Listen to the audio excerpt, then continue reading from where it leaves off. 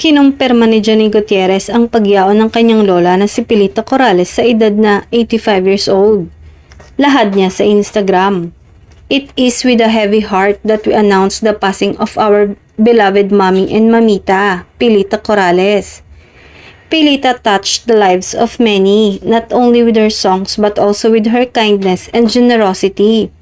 She will be remembered for her contributions to the entertainment industry, but most of all for her love of life and family. Maraming taga-showbiz ang nagluksa at nakiramay sa pamilya. At sa ngayon ay wala pang impormasyon na ibinibigay tungkol sa nangyari at dahilan ng pagkawala ng veteranang artista. Isa nga ang aktor na si Jericho Rosales na nagpahatid ng pakikiramay sa Asia's Queen of Songs simula nang mag-post ang kanyang girlfriend na si Janine.